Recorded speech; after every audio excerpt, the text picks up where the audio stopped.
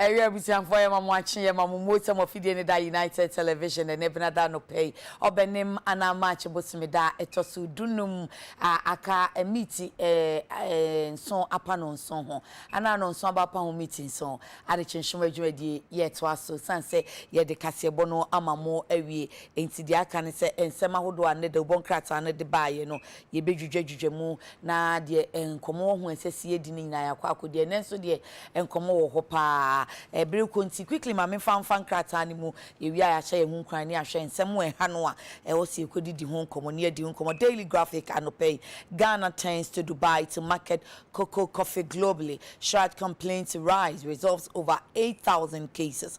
8 months after Ajin Kotoko relocation, onion sellers bemoan poor amenities and strengthen collaboration for effective land administration. Jinapo urges commission. Pull out on UMB's 50th anniversary. Congratulations to them. Back page of Daily Graphic. 42% girls, women anemic, says health authorities. Daily Dispatch, Supreme Court tells Parliament, you are masters of your own procedure, but the Constitution is your boss. Yao Opong is new director of Ghana School of Law. Congratulations to lawyer Yao Opong. The inside, left to rot, Nkrome's dam project wasting away at Dekbo. Russia's military operation in Ukraine, the hypocrisy of sanctioning Russian oligarchs. The new crusading guide. I'm ready to face trial. Kumonga brags in court. The finder,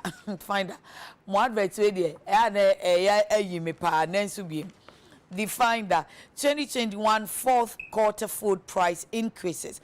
Only 7.4% of households are severely food insecure. And 1 dead, 4 others arrested after shooting incident at Boko. The Chronicle, Wage Mountains geologically weak. Ghana Geological Survey warns of looming catastrophe. Ghanaian Times, treason felony case. I'm ready to stand trial of Oliver Bakavamo, tells court.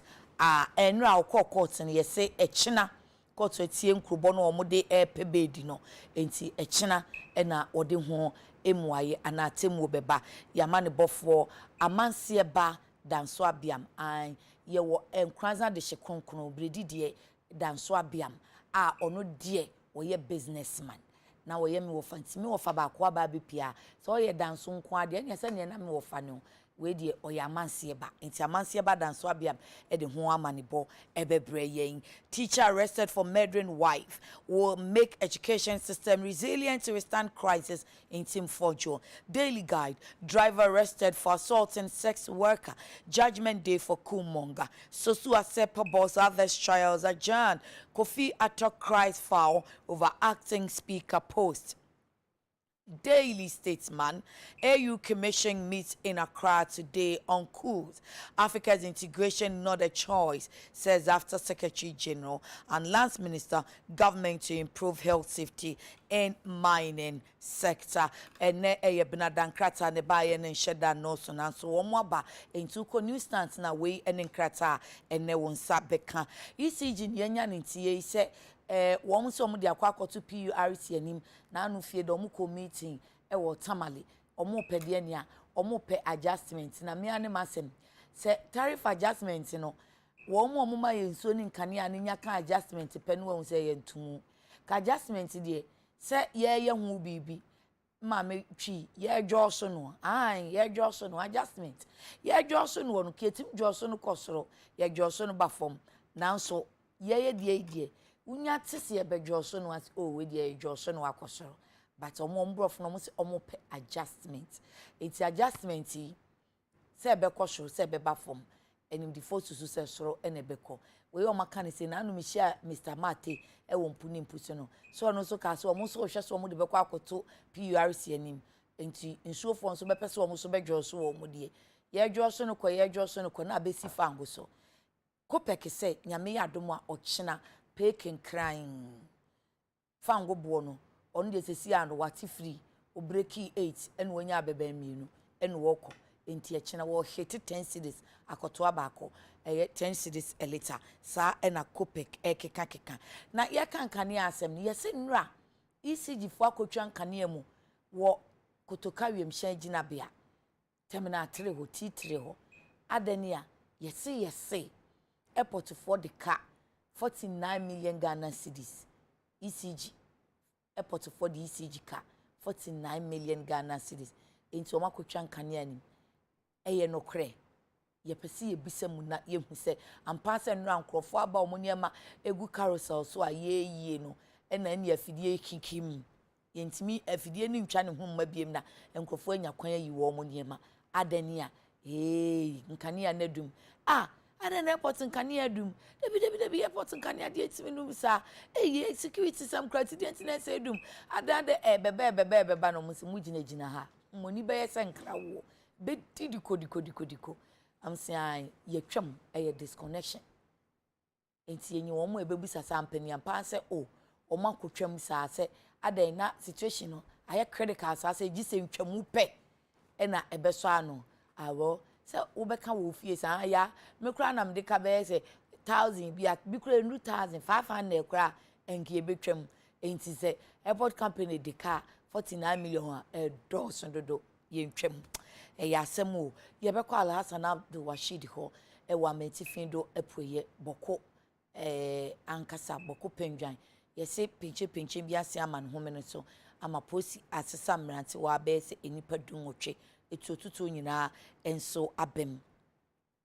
Peasant Farmers Association say ekom beba aduane ho beye na aduane kwa atwe na president nam say food shortage say enye say aduane ho kwa atwe akeke o enti princess and sister ma papa ne machi ni shortage na say ma ye ne yenhwe say ni food shortage na wo ka no eno enene sen ene enkomo ahodo a ene anopenkwanhia afoforo so asi wo peki ade achi bia ye ba ye be kenkan nipa wo mo afiri mu asem o it is well anopai ma yenhye ye hu kran na ye mfa mo ye nkotodwemu Paul say waka asempa na wie no no so hwe se obetumi aya asem ne su difo mi di nkranhye ne ba mi anso hye mi nkran bi me ka ho bi nti me de ma wo no na me so me fa bi nti ma ye nyina yenhye ye hu kran na nkanya ye na ema ye vem nkoso na mfa nwura danim me ko dwumadie bi ase metena ase din na me hwa ade na ema amadwen ba nsem bi so na mpese me no ye de ye ya bra bom fanto ho anso waye ayefro abedin to dwumadie bi ana yiyompo a wo frɛ nipa obi ama wagya program ne yeda so we invite you bi pacho nyame ya adom a eda sei me ye program wa ha na me sro bra beja me launch me book bra beja me hirama warrior so bra beja me dedicate me ba ama nyankopon ana me to me bedin bra beja enipa no wa ma ana de oto nsa frɛ no no omo ama wagya adwumadie ne da ebi nsi da enipa ne bawo omo ama wo dwumadie ne koso such is life sana abrabotie bia na o twen se onyonku bi beba abeka wo ho unua bi de nwoma bi bebrew obi de nso asene bi beboa wo obi be so nsa so apagya wo obi beboa wo kakra enso emwa no emma nti asembisa ne se saa no wo begya ya ka se ene unenye biemu ana unemobra ni biemu you still have to keep moving in pacho. No matter what happens today, you need to keep moving. No matter what happens in life, you need to keep moving. You don't have to wait because people will disappoint you anyway. People will not live up to your expectations anyway. People will not be coming when you expect them. Bibi anya ya se ebra wo hia nipa no nipa be di wo hwamo bra wo hwehwe no wa frɛ ne pa se asmesi ena mi kodi mi nkomo bi wa ha se wo benya ho akogya me obeka se ane obeba nanso oma bia na ono so enya ne boapayo na bibi na abesankan mu nanso ne tie watwam ne se wa ama na wa ama ne nti wonnya de esese wo ye wonkodi wo nkomo no ana wonkoye wade kro no ana mmobra no ana nti mesre wa no peise se chiri so na obi di nhwamo obi ma wo sesi fom obi anya de esese oye ma wo e de boa wo abrabom obi bo wa no ho ba na nso wanya ema enum ti won kasa ya mabre mi jai sesen umobra ni biem obebobra no. You need to keep moving. When you are disappointed, when what you expect from people don't come through, when something happens that your expectations are not met, you need to keep moving. Enti koso ana koso. Sano jomtofo ne konse koso ana koso. Onyame be ebeye. All the best in life. Na uko wenim no. Ubedi nkunim. Quickly, Mami call Hassan Abdul Washid ho na omaye boko update no. Alasa mache. Major also net say Adumo na unso Biaboko. Na boku die eba ni say biem. You ndra between the hours of 12 and 2:30.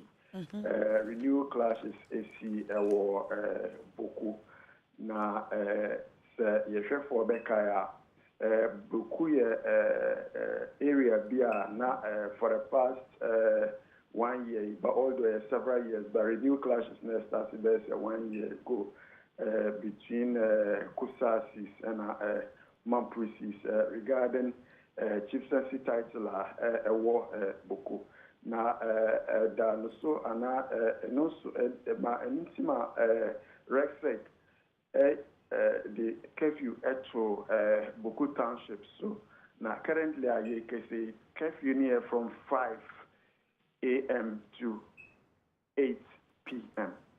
But Ndra area, according to reports, nature say Papa Bia or no name say Oton Mponko na oye na bin say Okosa insio ama Mponko na tama oko no kofubi ambushino ebo nitio na free no soma Nkofo start able to Boku Township no from 12:20 up to 2:50 thereabout and sana military intervene.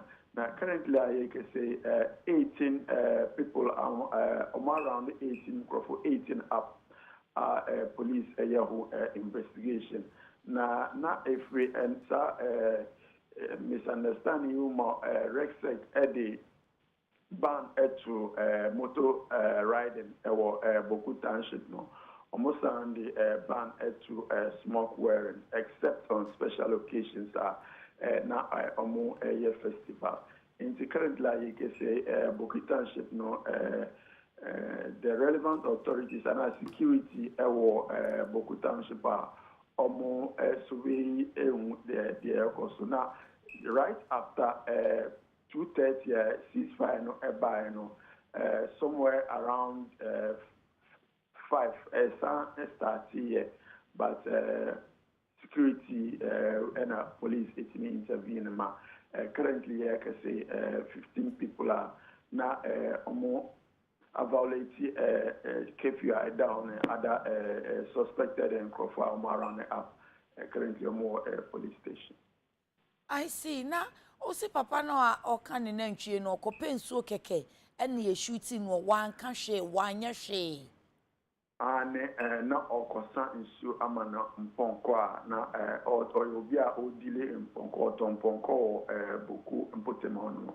Enti oye na bi se okosa nsuo hono na omoto share no so but currently I can say papa ne de waka bibi apart from ono waka bibi no shooting na kono na warning shot na de kaka but fortunately na anka obia na owo potemon no currently I can say papa no kwa na wa hwe no kwa na ono de na otomponko ewo boku potemon. Na alasa ade bebia na okope nsuo ama ne mponko no eho ye nko ho eye ebia feeding factions no obi famu ana ohwe Boku Township no bebia na okosa nsuo no bebia dam bi wo ho no ma na o may o take advantage of because na nsuo pipe water in around enti no ye na bin say okosa so na no a bit outskirts of the town bebia river no ewo no enti na eho no amanso bi da so ana sesen passion de oka eho no amanso bi da ho a ensese nka okoho de bi It's a den ebema ebi mo shooting sa ko sense maybe be a all sense na nkofim na no enye sa just nkofo linking up to misunderstand between kusasi and mampisi na sa papa mpo na okosansu no almost on mpo no oye fulani ni just they just ambush keke or ambush situation I work on the ground no the relevant security make sure retaliation and to share no and cost but then bonibi and nipa bonibi your margin say making it very difficult for the security in the Boku municipality. In Papa, they're not on your concerns you. Baby, your concerns you know, baby, uncrofu ana omochion amanso. But then, no such situation and the issue on ground. I see more. Yeah, that's say. Baby, any ano wa mayasi ate wonka. Abishan for you nyabema Abdul Washid Alasa and yeteni kan free Boku mpotemu no. I say bibi kitu bina. I'm for Fabrunya Wari crackers because I'm still in share dance as yes, in so a work routine because a be no so ecofa into quaffle for a sign. Well, Mammy Mabby for Quabanafi, Yen Kajemu, Brand sister Mam watching.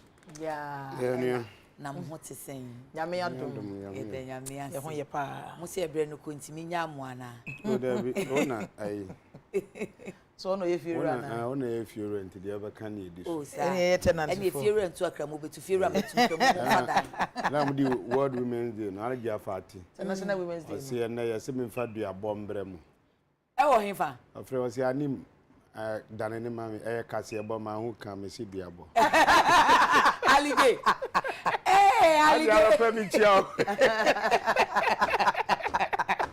Hey, ready and Danny ready and what day? Episode Eviano. I see me ye me koy obi afre o si makase ye se duabo so anya duabo wo ya kase bo. Adekye nya. Ono kwa yo beti ya ro aka no. Yo beti ya ro aka no. Eh, odi duabo bre ye. Sa na ye de hin duabo a. Apapa na Antoine de ya. Dewuro duabo. Dewuro duabo. Akwara okobo dewuro bom kokoko ti amafu emwadwo.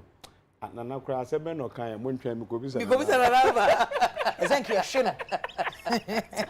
Oh, kokwa di Philippa.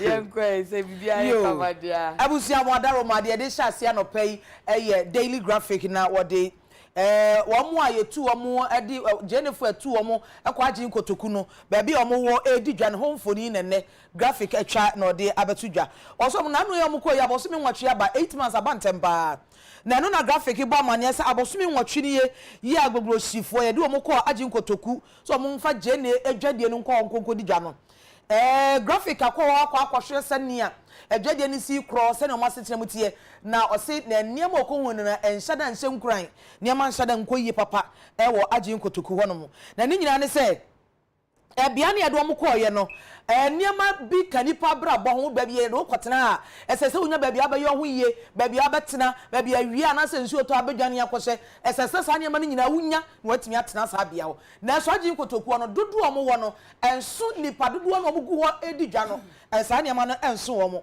wɔse deɛ di kan yɛ bia sɛbi obi kɔyɛ ne ho yie obi kɔdwo nsɔ ana obi kɔ kyia brewa baabi ɔbɛkɔ no ne nyinaa kakra bi na ɔna nso wo hwɛ nipa dodo agu hɔ a na kyerɛ sɛ ani enyan graphic si sabi jana bia na ɛwɔ no ɛfa nipa nwɔtwe pɛ nipa egu ɔmo tɔn gye ne nkwan kɔ nipa bɛmpim mienu kasamafoɔ na ɔmo kɔdi dwa no maaye eti sa wo kɔdi dwa kɔtɔ gye ne na sabi wo yam ka ho ana pɛ sɛ wo yɛ ho yi a ɛbɛyɛ den paa ɛno no ɛna nkyɛn wɔsi bia no apatanya bobɔ ma ɔmo no ehya nipa no adwadifoɔ no dɔɔso eti ebi no tie awia kyerɛ bɛn so obi wɔte open space sɛ ya nti sɛ nsuo gye mo sɛ wia na ebo sɛ deɛ yo bosuo na egu no aso otimu na woton ni jene no eti graphic isi be ofiti be na watwe mienu nie the reporter da bia omukọ kwohwe se na jene tonfo no asitemu sitie wo se enya kura ho kire ewo ho eti ho asem a ene graphic ode betu dwa no eno no kwakuko se quickly ma me nkọ na me ne kwabnanto nsunkodi nkomoyi emra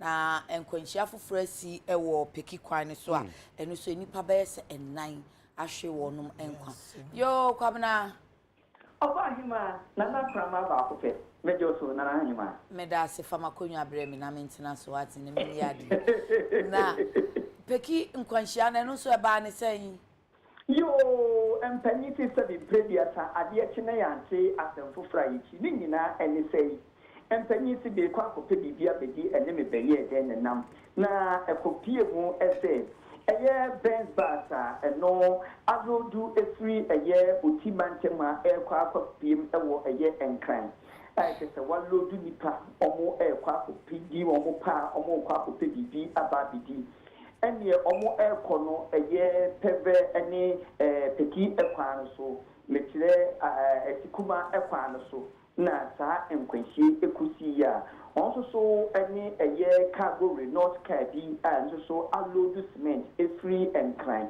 also so a baby pim e wadambai enti wo mrekwa car no e kono ye peki abitile e kwan so e ben e wo south day menfimu e wo framantem no e ho na enkwanhie esiye anatu de shumbe ye dumienu abapa ho ye du emi edudum na saa enkwanhie isi ya ede saa atorenche mi abama nipa mako enan ema miensa na ohyenkani na ochi eye saa Benz basi na chese omo atoa na nanam ewo ensie do na sini gina no mrekwa UTV insentweni me bo modern ene eye okasamafo edima police adwumakuo ma me DSP afiase ni edi asem hu nkomo no wotira nukure trodo a chese kwan bi so no nam se na adie asa na saa bia so ekwan ne dasu nti no na mpo portfolio kakra wo ekoba se drivers no we pese odoje we pese ofaha ene man ko wiem pempen so sa na so kan ni esi ani saa no esa chinya kobo contain the PHC nchen a obi ton the provisions ewu emem so ekose enyema wo nti oba hima na krama na chese enkwanhia esi ewo eye peki ene abetele ekwan so ewo south dimension no nipa enan na afem atoa na nanom ewo ensiedo a driver na edimu akotina wefiri mu driver edima eye Benz bus truck no and the number eye GR1967F GR1967F nekeso no what firi mu emami ensa eka no ho na eye tipa truck na nso so na eso cementa ba be pm ewo damban so ne number GT6915 GT6915 edisa akwanhie aba sisi omo eprepare nipa be enso so wodon apakogu eye peki abaya sabia adopter fu ejina won so den dia omo ehwom nemom nipa enan na omo efrim driver ni emami ensane die omo di omo apakogu eye mochira empenfo eba be papai wo omo na omo ahwehwe ekwan ya omo fa so ye na die nam suntia omo ewuye no eni ti UTV century NTOW mikusu abidi echi no ba hima nka wedie me percent amde abo ba ko ebeku anuma bienu se akwakopiem se eye fragmentemu edi esuro kase aba beto di amanfo so se wupie amache ana wonam anajo desumu na opia enso ekugem ni nyina ene sei eye ekina ene na wote pepepe a na ye openim bosune da etoso enkron owura bia ni din edi simo amedi wokirem a opie firi efie a sese obi ani bebia woko oyi mesin a wote eye adakulu eye kodobi na woba pie mu ewukwa mu a wonam eye huha emeche University of Health and Allied Sciences omo ekwan so airport kwan so no obia enhu ade achinya omo hu se emu no eda ha won hyehye ne mobile phone eda ne nchen ema chese obia ti ase a na chese won ti ase ni ogyenhu a won ti ase na afọ so jeje ti ase bukra na chese kwan mi so no wan anye hu aya no amanfo yi a police fo asutire ɔmo kɔhwɛ na kyerɛ ɛyɛ owura yi a ɔyɛ mesia ofiri ɛyɛ adakorokoto bi na kyerɛ so wɔn ade kun no sɛ de bɛ na yɛ a wɔwu ɛda hɔ a ɔda hɔ ne kɛda anaasɛ wɔnhyɛ hwee a n'adagya ɛda so ɛno nti ɛsɛ adisuro kɛseɛ aba abɛto amanfoɔ so anso ho adeɛ kyin na ade kyɛn anim yɛ wada so a ɛnso so ɔmo nkɔhwɛ a ɛyɛ bridge bi ase obi na kyerɛ sɛ wɔwu a ɔda hɔ a sɛbi bridge asa wɔɔpra ne sa ɛno nso so apolisifoɔ ne environmental health officers ɛkɔɔyɛ a ɔmo akɔ akɔma emu no so na ɔmo susu sɛ wɔnyɛ mfirihyia bɛyɛ aduasa nti wei adi suro kɛseɛ aba abɛto amanfoɔ mmohuo ne ne mpɔtɛ no so sɛ ɛdeɛ bɛn na ɛrekɔ so yi ɛwɔm sɛ wiase ayɛ den ɛwɔm sɛ nneɛma ɛnhyɛ daa ɛnkɔ yie ɛwɔm sɛ amanfoɔ ɛrekyee so nanso ɛkɔba sɛ ɛnɛ wei da abɛwu akyina wei ɛreba abɛwu a na kyerɛ sɛ ayɛ nsɛm pii nanso ne nyinaa no apolisifoɔ ahyɛ bɔ sɛ ɔmbɛyɛ de ɔmbɛtumi wiase de bɛyɛ a nipakuo mu wɔhuo ɛne ne mpɔtɛ mbambɔ soso ɛbɛtumi awie pɛ na mmom ɛbɛhia sɛ ɔmbɛtumi aboa apolisifoɔ ɛsiane sɛ ɔbaakofoɔ wei ne nsa ntumi nkata onyankopɔn nkwa ntwe di ampo anim ma ne nyɛ ebi a wonam ofie a na wote ofie na biribi kɔ so a wɔntumi anyi apolisifoɔ asotire a moma ntu ho anamo a na biribi si a ɔmo ntumi nyɛ ho hwee nti wɔgye ɔmo tutu asrɛ amframfra nyinaa sɛ ɔmo apolisifoɔ sɛdeɛ ɛbɛyɛ a yɛbammɔ soso ɛwɔ framantam de baabi asoso ɛbɛtumi awie pɛ nti nana ahema na kyerɛ sɛ amanebɔ a ɛnnɛ soso UTV nsɛntwerɛni NTOW mewɔ de ma yɛahwɛfoɔ no ne nyinaa ɛdi mo kwabena yɛda ase bibia ni ana wa me ate won ka kwabena nto ɛne yɛte ne nka efi frau mantam kwaku ndase yo ya mami Nsroma na mafa Ghanaian Times regional krata fa to so edunso efimfin ho pe enura court ewo tema eno na Abrante Oliver Baka Vamawo eka kire eye judge na ote adwam Daniel Mensa se me ho ye pa na enye se ne ho ye kwa ose asem no mudi no de court ni beka bia de mrade ni befa bia wa ye krado so ni mra no ebegina na ohwe saa treason sensem ene eho charge ne ade a ewo ho ne kekan ne ade a na tum se Abrante no ye krado ampa isan se treason no di we bi ne ehwem ne ade a etu kura sen etu kun ne ade etu du koto afia so mfi ne nyina ntino tum se Abrante no ye krado ne nyina ne se Abrante Oliver Bekavama wo ne nsem no eba February 11th se ensem bi record to social media no na Ghana mra ene no eko ho ensem se enso a okotrotro ye no ene Ghana amamra no enya ade a ene ne kwa eyeyie enti no omra emeyi nsem bia no ayeche no na edikan no omode ne ko ashaman circuit court eno na lawyer for ekire se da bi enye ho ene wo se nsem no ko nti akwa kopi mu high court a omuguso a mutetena so na na court no etena so ebisebisa nsem a omukan ya owura akoto ampa ono gyemma Oliver Bekavama wo no echeche nsem a cheso Abrante na se nsem bia okeka na se minim na mekeka nsem hunu bi na okeka na judge a ono so ti akonwam na na emensem sanse nti so kan hunu keke kwa nti entwen na asem ni nsi ansa na ene de no enya adwene onwo no a asem a judge ne bekan ya ne se omuntwen nyame ya adom akina march busumi de toso edunsia ena odi ruling beba se bela na lawyer for Akoto Ampa ene na lawyer for epe ama Bekavama wo no obepene so anase ompene so na aye attorney general office so chese maye mabe sanse aye treasonable offense no anase ensema waka no treason etu aban gudie amamra no ano odin pa no ekina eno mbekire no ena judge ni wie no bisa Bekavama was Abrante o hote se metise na nse na ahododo kakra okopie mu wo aye police hospital no so se dia me ho ye pa jamna nso abo apapo no hoden wo ho enti de court ne beka bia de court ne so ne meka bia no me ye krado se mejina no na me ne court no aka enti no Abrante Oliver Bekavama was abedo chese ne ho ye enti nyame ya adoma ekina na court no ebe kyerkyere nsem ne mu na yese bail beba so ana bail emma so da mbeto aso edi asem na nkasa nya de nyina no ekina court beba na ndo chese de court ne beba bia no waye krado se obehia sa ensem no we en wada ma yet waso e wo Daily Graphic the Democrat mu wo de aba se Ghana e de nani ache Dubai se eye koko ene coffee edi oman mu no ye no be di nsa wo so no matimi adane mo ayi bibi ama emfaso kese abaso ama oman Ghana enye sika eti mfoni o de bai no Ghana Greek minister enimado ne wo fa nimpon Dr. Owusu Afriye Akoto wono no gina won akọ Dubai na saa company no mo edan koko ni coffee ni no wono mo etwetwe enkomo na o chese company kese bi o Dubai ye omo cocoa num any coffee num any kwawe ho niam na omo asaso mu a omo timi dan ni mu dan mu sesa mu e ma ne beye bibi foforo ma wutimi ton enya bo anase wonya sika eti sa company so omo wo certificate America fo age omo tum omo timi ye niam akọ America dwa so e de bi kọ Europe aman so adwa so ekoton enenti Ghana so di hijaba sesa na tie di a eni coffee eni cocoa aba ye bia Ghana no ye no obedi sa so no watimi adani mu na sese mfaso a ye nya no ye nya mfaso be se 2.5 billion dollars mfaso enya ewo cocoa ayate aba no saa coffee atene saa no na se ye brebre di komasa Dubai fo ne no omudi sa so a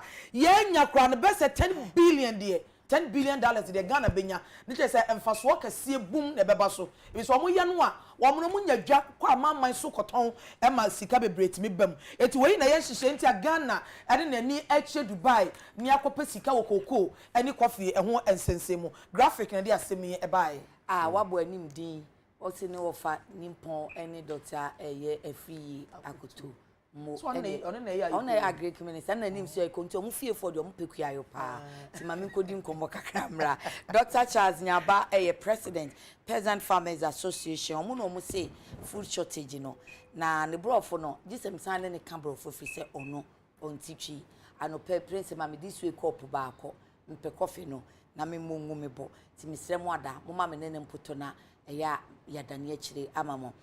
Doc, good morning. Thanks for joining us this morning. Good morning. How are you?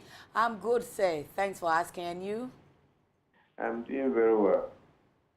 So we just want clarification. We hear your association says that there will be food shortage.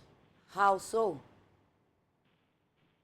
Okay, so yeah, so it's a projection or a prediction we are making based on the current increase in cost of production in the various inputs that we use to produce. We made this projection based on past experience. If you look at all the inputs that farmers use to produce, apart from the rain that we get free from God, and apart from the land that is there for us to go and produce, all the other inputs has more than 100% increase. Cost of fertilizer, for instance, has increased from 53 Ghana cedis for NPK in 2021 to 160 Ghana cedis. Cost of weedicide has increased from 25 Ghana cedis to somewhere 50 Ghana cedis. Cost of plowing, because of increase in fuel prices, has more than quadrupled. So when you put all these factors together, you realize that it has significant impact on cost of production.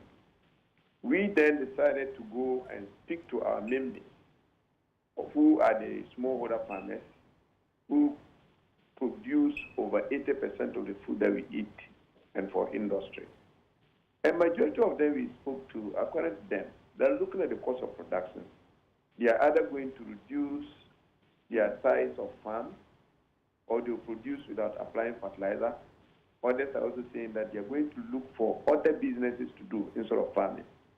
So if these things happen, based on what they're saying, it will obviously impact on availability of food that we are expecting this year. Oh, I see. So you are just looking at the situation now and predicting or proposing that will be the outcome somewhere next year and not even this year. No, for this year, the production is already done. And as you are aware, even this year, the supply is low compared to demand. You go to the various food markets and you realize that prices are very high compared to last year. And that is because even with last year, you see that cost of inputs were also high. Fertilizer was not available. Everything was high, coupled with the impact of COVID-19 that caused that. Let me be quick to add that when we say that, it's not all the blame that we are associating it to government. Okay. You know that government has no control over rains, and last year the rains were very poor. Government has no control over global fertilizer price. It is due to COVID. and recent times Russia and Ukraine crisis. So part of the problem is not every problem that we should be associated to government. I would like to make that clear. Except that we are calling on government to put in measures to ensure that we are able to avert the situation. But if I may ask, is it going to be all foodstuffs or some particular ones? Yeah, I like that. I like that angle.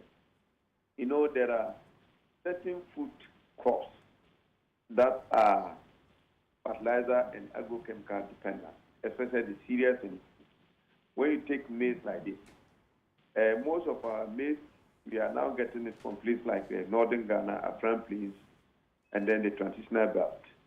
Those areas, the lands are infertile, and if you don't put fertilizer, your yields are going to be very, very poor. If you take rice, the same thing.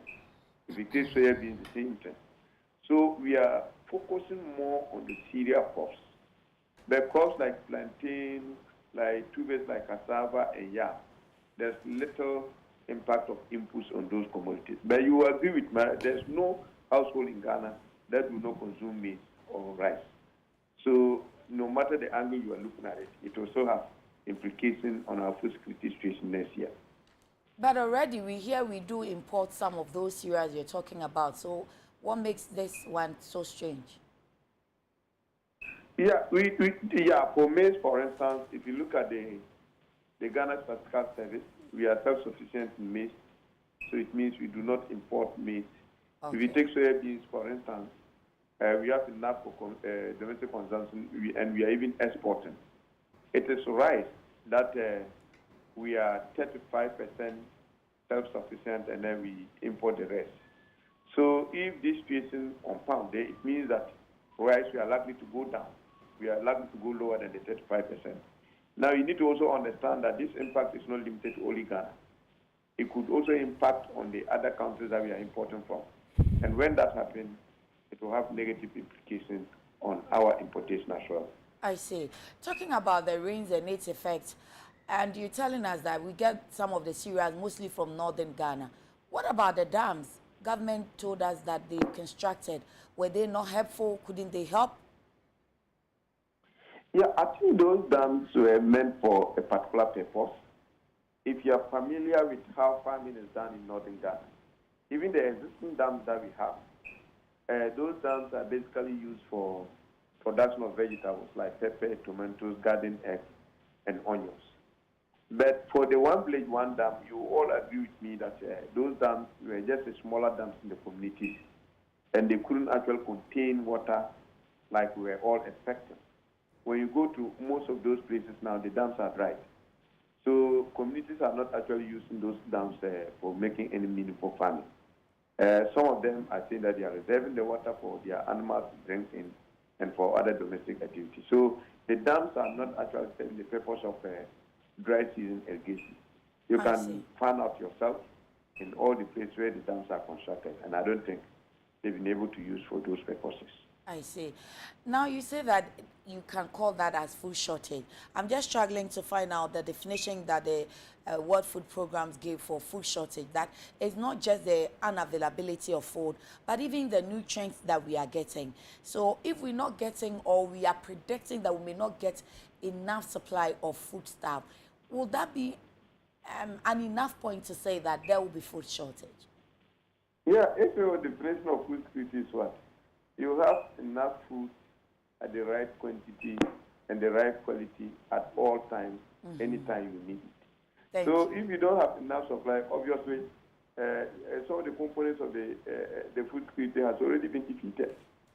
You know, so it's so obvious that there's a clear link between our statement and then the food availability. Is there a way forward? Yeah, the way forward is that we think that government should prioritize agriculture sector. If you follow the finance minister, they said they try to reduce expenditure by asking the various ministries. Sorry to cut in, but we're thinking that government is already prioritizing the agri sector. It's the most important sector to the government, probably after education or even before education, knowing very well that everybody says it is the backbone of the economy. Are you there? Yeah. I'm asking that you're saying government should prioritize the agri sector, and I'm asking that hasn't government done so already? Because in Ghana, it's That's obvious. the explanation I was trying to give. I'm saying that if you listen to the finance minister, he said all ministries should cut down their expenditure by 20%. And we are of the view that that should not be applied to agriculture, the Ministry of Food and Agriculture, because food security is of national concern. And even if you look at the budget allocation to support subsidy on agriculture, it has reduced. So we think that going forward, because food security is our utmost concern, we need to actually think about the investment allocation to the sector. I see. That will be the only solution required. There are several solutions, but we are just looking at a very short term. The very short term is for government to cushion farmers to be able to access the inputs, to access mechanization service, and to be able to produce. In the long term, we have to go the option of irrigation, develop dams and what have you. That's what we can do. And we begin to think of producing our own fertilizer so that we don't depend on the foreigners. Okay. And then we, the consumer and the producer, we need to also adopt the taste of eating the local produced food like cassava, like the yam, like the plantain, so that we don't depend on only rice and maize, so that in the event of period like this, we'll be struggling. I see. Do your members have problem assessing the government support for inputs such as fertilizer? Hello? Yes, sir, I was asking that do your members have a problem assessing government support for inputs such as fertilizer? Yeah, it's obviously inadequate. It's not enough. You know, people are not getting the right quantities that they need. So, and because it's not enough, so we actually need to do more. We need to put more investment. And have you informed the Ministry of Agri? Of course, I've been discussing with them every day. They are aware of what is going. But sometimes we need to also understand that some of the things, it's beyond them. It's not everything that the ministry will be able to handle. Okay. Because it's about budget. And then every sector needs some allocation. So we are in talk. We have been discussing. All right. All right. Should we be worried? Oh, okay. Ora, Peter Charles Fachemi, Ora Charles Nyaba, oye President ma Peasant Farmers Association. Nanka mbusani se we se yem shishiana na nso said you okay India. Mpaya na ebebo. O se omuka se aduane ho beye na no enye enne die. Na emom afia yebesim se afia die esi wo mu die omadua wie die esi wo mu twa wo mu atwa. Enu die no na ebedwa so ayedi. Na wo mu siesie asase no ede aye afidanuane ebeba no enu ho asem no ka che yen se akade no enya ade a ewo ho se de ese omo saka no nyankunsu na ebeba no nso ye mu enhye dantene ne ho nto papa na mebisa dam si asem so se o dam si na wa tifin do no de ebia ne botaye entimi nso hawo no wano sa entimi nso hawo na no bebre sa enti aduane ne de ehu beye den niam aboa aye den niam aboa se fertilizer aboa aye den eyi di omude edudo nwura yi nso omude pete so we decide no de kan no omuto no 25 cedis and 50 cedis na kan so ebe fa edi be funtum asase nani a fu obo aye de nti wonu so obe ne bo no oba ho miensa ne nan na wo de ama wo mu enti akuafo na ankasa wo mu te so dada ewo enyema ahodo a wonum de yakua no kua nye nsuo ni asase ne nko a nkranta ne keka ho ni nyina abo aye de ne de ene saa na ebehunu se afi ebesimu no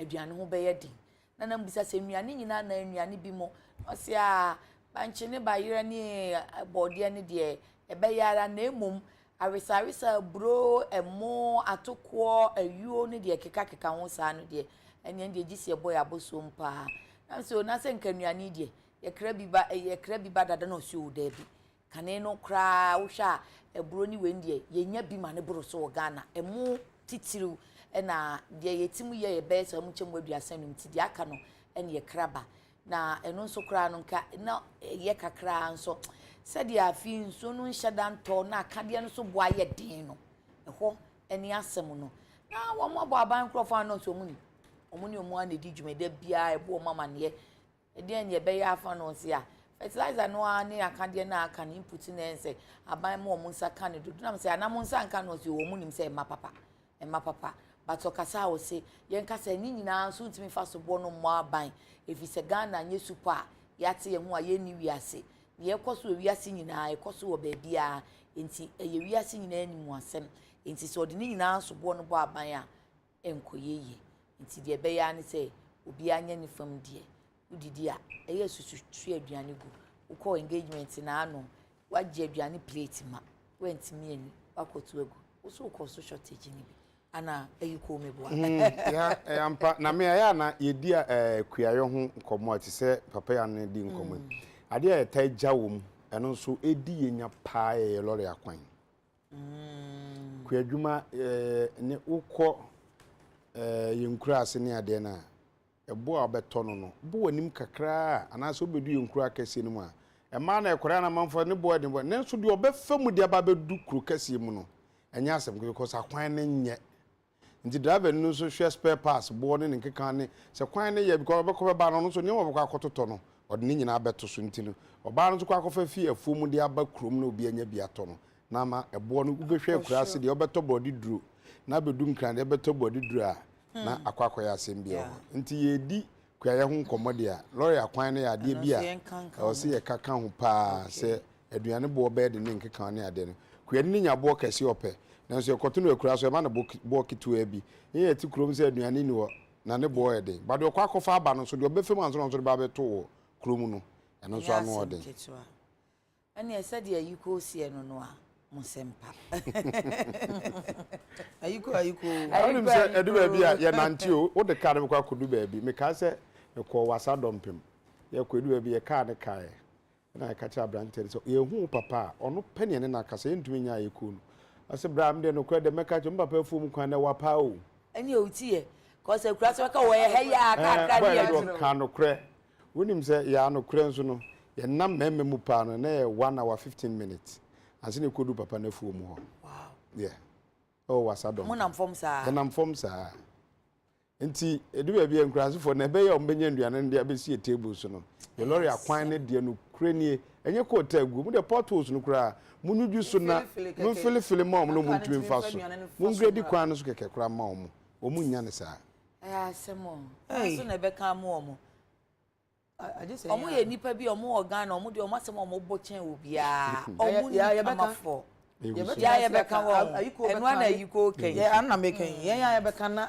ye kan ye den ya adakro de ba ko betom ti enya ka ya so wate se ema moja so wate o wonti ye ma ya ye ma ya titi ho ye ya si anemia anye ye be ka de ma Ghana forma oh kwadu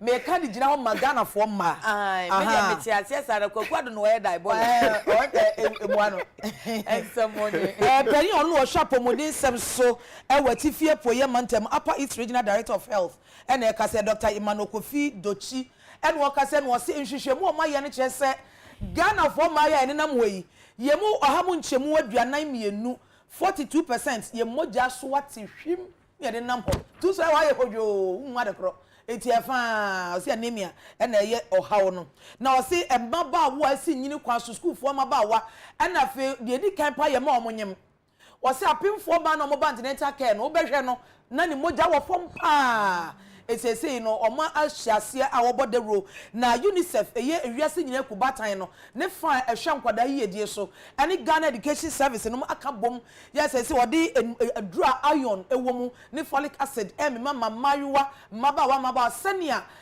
emoja no dodo no abenya bia ka omode ye ho wose maba no asabi yaduru ensabuo emfie no enam sa bosumi bia obagu ne nsanti na ema omoja na esote kakra entesese da bia onuane awudie unura wonom no ema omoja ne bi sha na emu eno nti asomode abeto dwane ne se Ghana for ma mu ohamu nchemu aduanan mienu 42% ye anemic anase ye moja ewo fom eye anu akohwe wode enyapa ojo time ana time menko kwaku de fa last hour to so kwaku mpacha say na last hour no say na no Ukraine de no be kan ma moja the last hour to so be kan ma moja swati no aka say na no yara hosam Ukraine oba bi awo aka no say Ukraine as they say nyina ye nim 70 min san chechi oba bi a wo ka no no ne be ni kuro no wote no ngrofo no ya no to bomb no koto ho no say ya twan hospital ni ya ne ko ho no e ho na bomb no koto ye enenti ebo oba no onyim na wo ka no wo praye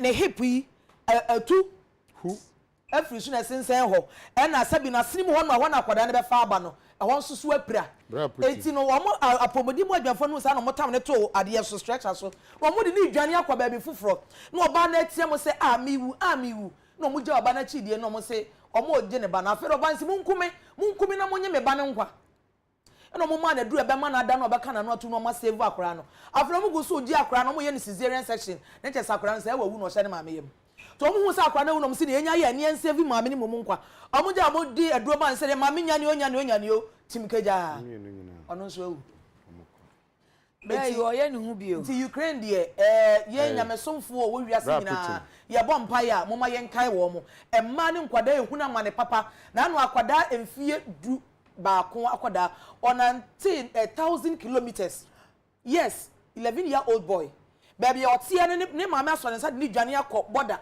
Poland for border ekwan ne wana ne mama hwe no kiki 1,000 kilometers okudo na ifo no edifo no so ni mu na omutwa ne bae anopa ekura de aye kese pa aye kese se omusiti ba ko maripo ho de chen nti anopa yi de se ade wa target afia ankasa civilians rent memofu a omunya sojafo anya prosifo enka me de pa na mebo se papa no Zelensky be ka se yemahim frank afufu no twaso asu na neto no meja join ne me nko papa isusu on kasa eno on san kasa se ene ye beko ne ye beko na crofort mamafo wa o address house of commons and then at peace talks in besin ato aso no Tuesday okay o say ekun na wo kun for democracy okun for freedom ne fa ahudie ne wiase o man bi of ahudie ne di a wo pe no ene wo kon nti ne menye sure so we na dwun so be ba wo be wie na krom ho nyina so se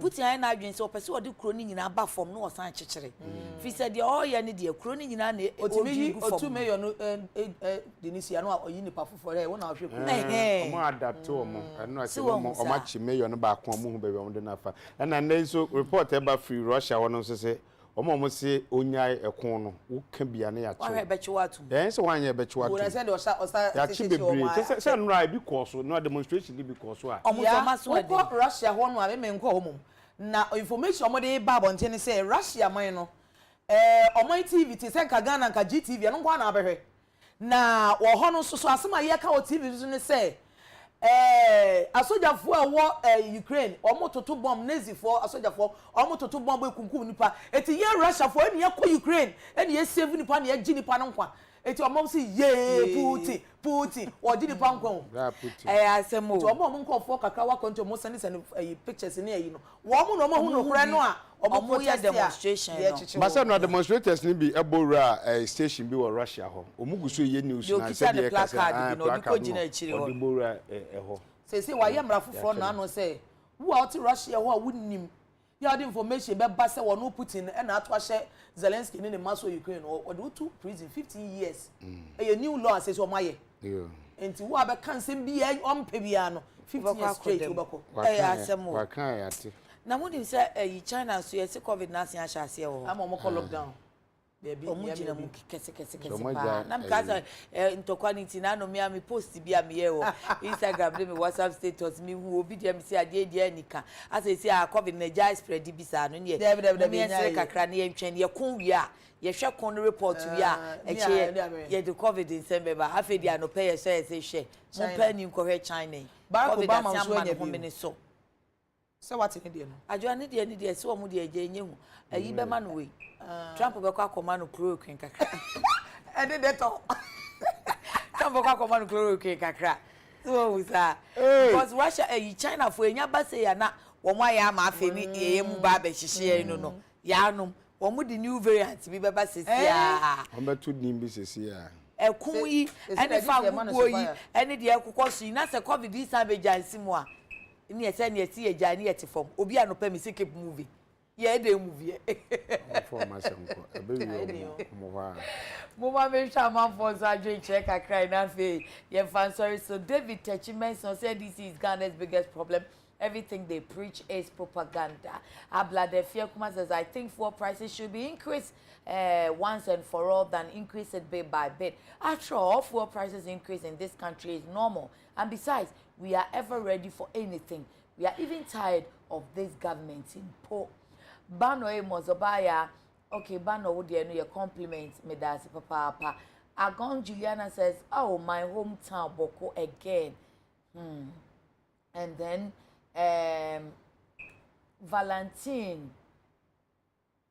Kwajo Asamwa Facebook name no Nandianka say Isaac J. No electricity no na wejane kono. No electricity em say obabeka kutoka de no ana say na ade ye nyina hoi. Ablekuma Central aka E11 that's Nana Ekwamwa Boatin says good morning Mamia. Why can't the people of Boko give peace a chance to reign in their communities? Silas Befi, good morning, team and the Chenshuma. In fact, people are doing great work. Special greetings to Salam Mustafa, aka SM, incoming NPP youth organizer. Sandra Ousu, after the war news, COVID news will come. This world no balance. As you see, I afani afa. War news ni namfa na we so namfa. Frank Appiah says we are suffering. NSP and the Ministry of Health kindly pay us. So for 6 months we have not been paid. NSP near the National Service for Anna. Benjamin Enin Arthur Mamia agenda from Ablekuma North. Greetings to Honorable Stephen and Samuel Boatin Asabia next national chairman. On the greetings in Kwa Ena Odebaye. Iti adofo na ose ochiamo anopeyi. Teacher Kujo Ewaha, Teacher Kujo Tepa Unisoso, Ahafano Northern People organizer who for the Supreme Court has spoken. This is a body mandated by the Constitution to give interpretation to the Constitution. The framers of the Constitution all over the world gave this power to only the Supreme Court to decide. Tom Haruna TK from Tema Community 1 side 20 say this is getting out of hand. What's getting out of hand? TK, let me know. Our water issues in Tema is very, very bad. Kwame Nkrumah Tema pani. Hey, Ghana water. Tema for idie I say a cherry dudu. Ana bibi wa munchira wa mukakrai. You. Ajwa, Yajo. Ubedi adansi. So would we say na ye nyina ye nana otubo jankwesi na woda. Every hene. And any birthday. Nana wonkwaso. Auntie nana wonkwaso pia. Ai. The best o kan you. Say problem for no. Auntie, ye kan you. I ready you say kofre aye. Aye ba here there. Hello, I see you. Auntie so ko abri ni mpotemo a. Wo mu di dwuma pa na no konkonu wo ma ye butu dwuma kese. Ema aye nyina ye kohwe be enti nana otubo jankwasi abri hene nana onkwaso onyame ema onkwatentin pia yo so so ma bit school dia kola ya beside madam we na media se dem ma LS Couture na daroma na o ma me atade she LS Couture eye boutique kese a won tade pa o Nsroma junction ntimi pa o chew oba open tade fefefefe nwraba fon tade atiatia kese ni nyina bi e wo ho LS Couture o wo Nsroma junction Fisherman's House no oben ne pe me pa chew so person o friend no na obi se na tade bi size ana color ana ne price the number ni nie 0244 37 87 40 0244 37 87 40 enti ella baby awo bia na poso hima medase ena no pe de wa miracle ma mitinwe fo etententen say fa kanwe no do nsa famu ane de ai wa ya ade papa aye classic trend beauty studio adaroma ene wa ye wake up chefefefe amame a me de ahye classic trend owo ha cho plaza ni mu oben GT bank ne pe okwa wo ye tipa me pa cha so person o friend no a the number is 055 72 88 988 055 72 88 988. Enti Classic Trend Beauty Studio Adaroma nene ono so ama me etinye fefefe. O nsa fa start from. Rasta so mi say. Rasta so apampe mapa. Awushafo Madaroma. Ye be da ye ho akwa aba ye ba. Ene ye be ka se ye kọ enkwada welfare clinic. De ka ni se we no. Ehia se esese ye kọ. Nti ye kọ aba. Na bra kwa kudie asem na wo hia o pa choche